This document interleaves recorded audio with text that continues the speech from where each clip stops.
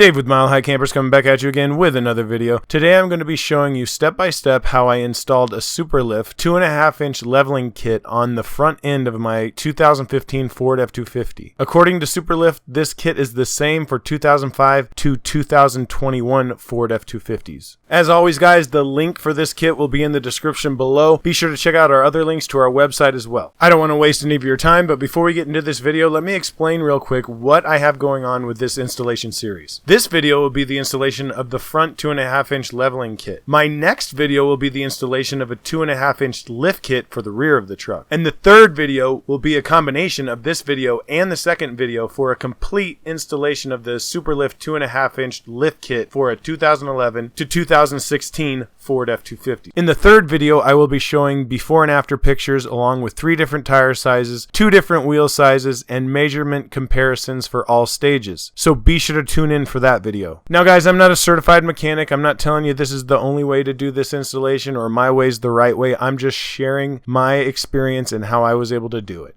And if you get something out of it, great. If not, no big deal. All right, let's get into it. Okay guys, so the first step here was to get the truck jacked up. But I lowered it onto some jack stands, and the jack stands are on the frame, and they're 6-ton jack stands, so they should be plenty.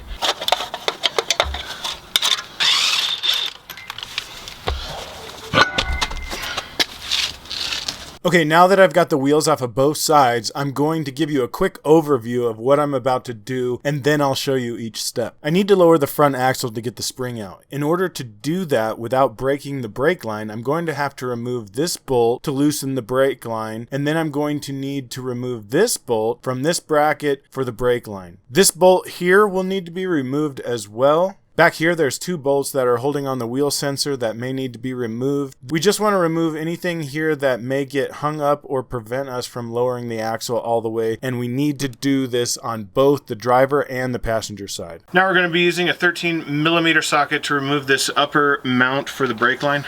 Okay guys, we're going to start with this 8mm bolt here for the brake line.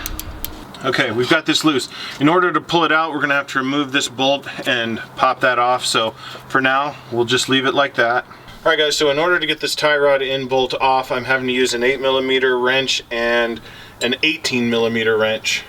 Put the 18mm on, and then I'm having to put the 8mm on top like so in order to hold it.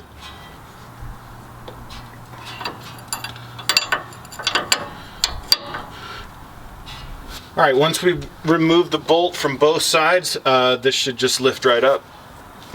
And we can kind of keep it out of the way. Now we can just pull our lower brake line bracket back, and it's free now.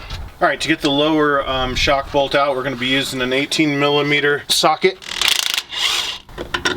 Okay, when we pulled that bolt out, this is what it looked like. Here you can see where that strut mount nut comes out of the bottom. So it's positioned in there like this with the nut at the top. Here's another angle of it from underneath. And here you can actually see it move when I back the bolt out. All right, now we're on the other side of the spring here, and we're gonna be removing this bolt here and this bolt here. They're both 8mm. That's gonna remove the wheel sensor and allow us to have some play there. And then moving down the frame toward the back of the truck, we're going to be removing this plastic clip here as well as this plastic clip here. That should give us enough play with the brake lines and speed sensor wire, and we're going to need to do this on both sides before we lower the axle. Alright, now we're just going to use our clip tool. We've got one more back here for the brake line. Okay. Alright, now all of our lines should be loose enough to where we have plenty of play to lower the axle. Again, you're going to want to do this on both sides before you lower the axle. And then real quick here guys, on the passenger side of the truck, we didn't have that third clip for the brake line, so it was just the 2 going along the control arm. Now we have everything disconnected on both the driver and the passenger side except for the upper strut mount bolt. It is important to make note how your spring is sitting on the lower spring rest, because it will need to go back in exactly how it came out. In my case, you can see that the end of the spring is on the side towards the back of the truck.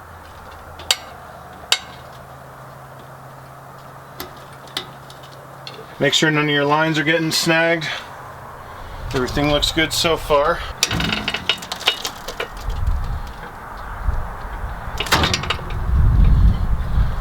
Lines are still good. The shock just came out.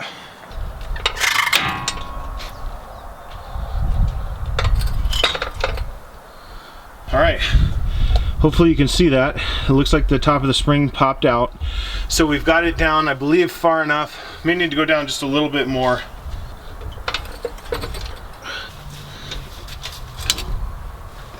And the spring simply comes out just like that. On the lower spring mount, you can see that there's actually a stop for the spring, so that is very convenient. That's going to help us line that spring back up on the bottom. Looking at the top of the spring here, guys, what we're going to want to do is insert the spacer like so, and then the isolator is going to go on top like this.